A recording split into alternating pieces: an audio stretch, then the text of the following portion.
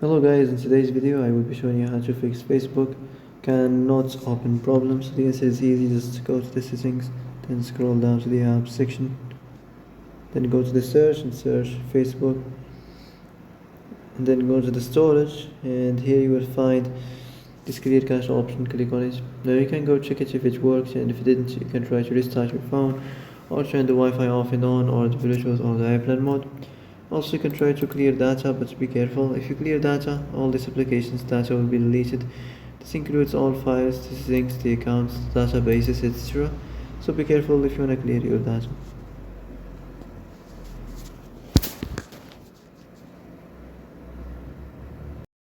And that's it for today's video. I hope this is the answer you've been looking for.